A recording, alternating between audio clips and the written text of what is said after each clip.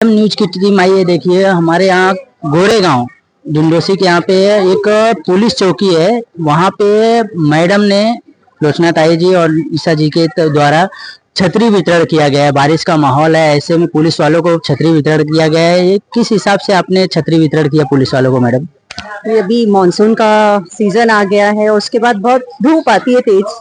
तब बारिश के बाद जो धूप निकलती है एंड हम जब रास्ते से आते जाते हैं तो अक्सर देखते हैं कि जो सारे पुलिस कर्मी जो हमारी सेवा के लिए खड़े हैं उन्हें भी तो तकलीफ होती है। तो एक छोटी सी प्रयास है कि समाज के लिए कुछ कर सके, गिव बैक वाला अप्रोच है। तो बस उसी के तहत हम नीलम आनंद ट्रस्ट के साथ मिलकर एक छोटा सा प्रयास कर रहे हैं कि हम सोसाइटी के लिए कुछ कर सके। नीलम आनंद जो ट्रस्ट है वो और क्या क्या कार्य करता है और कहाँ कहाँ से इसको ऑर्गेनाइज किया जाता है? जी सुलक्षणा ताई है जो आपको सारे डिटेल्स बताएंगी। मैं तो इनके साथ जुड़ के बस समाज की सेवा के लिए जो मुझसे हो सकता है मैं वो करने का प्रयास कर रही हूँ। अच्छा, आप इससे पहले और कहाँ पे ऐसे कार्य किए हुए हैं मैडम के साथ मिलके? जी हमने बच्चों के किताब वितरण भी किया हुआ है, तो जहाँ बच्चों को हमने कॉपी किताबें दी हुई हैं। तो ये सारी छोटी छोटी एक्टिविटीज कर रहे हैं, तो बस एक कोशिश है।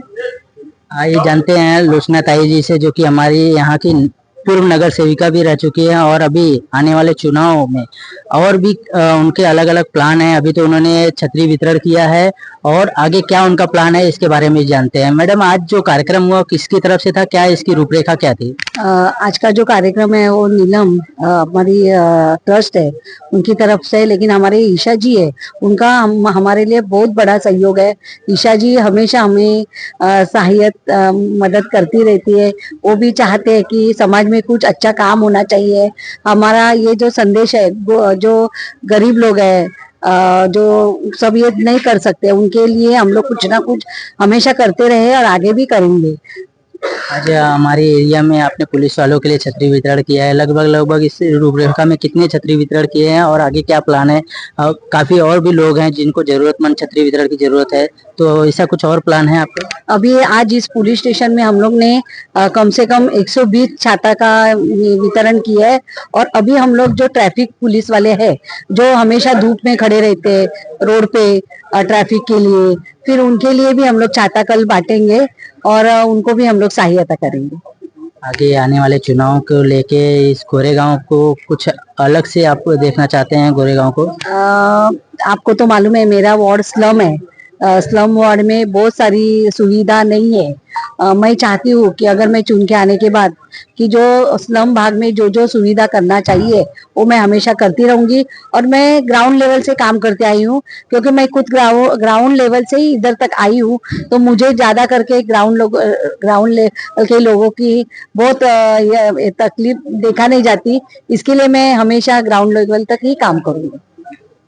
और अंत में लास्ट में आप क्या कहना चाहेंगे? ये जो पुलिस वाले हैं, ट्रैफिक पुलिस वाले हैं, हमारे सैनिक हैं, ऐसे लोगों के लिए हमारे मन में क्या किस तरह का भावना रहनी चाहिए? नहीं, पुलिस ये हमारी रक्षण करती है, भले लेडीज होने दो जेंट्स होने दो। हम लोग कभी भी कुछ काम रहेगा पुलिस स्टेशन में आते हैं, हम लोग को बहुत रिस्पेक्ट देते हैं और अच्छी तरह से हम लोग को सुविधा भी कुछ भी काम रहेगा तो कभी ना नहीं बोलते हैं और हमेशा वो हमारे साथ रहते हैं। पुलिस एक देश के रक्षक है और वो भी देश की सेवा कर रहे हैं, इसके लिए हम लोग आज यहाँ पर आए। बहुत धन्यवाद। और मैडम से जानते हैं कुछ आप, मैडम अपने बारे में बताएंगे हमारे चैनल को? जी मैं प्रोफेशन में एक एडवोकेट हूँ और एक किताब लिखी हुई हूँ जिसे इंटरनेशनल अवार्ड भी मिला है अभी, तो स्ट्रैटेजी फॉर सक्सेस। सो मैं इस किताब के माध्यम से सबको यही चीजें बताना चाहती हूँ कि लाइफ में डिसिप्लिन होना चाहिए और ह्यूमैनिटी रख के चलना चाहिए, जिसका ये एक एग्जाम्पल है कि साथ में मैं ये भी कर रही हूँ कि मैं सोशली कुछ वर्क कर सकूँ। और बस मेरा समय इसी में जाता है कि मैं तो कुछ सोशल एक्टिविटीज में रहूं और अपनी राइटिंग पे ध्यान दूं।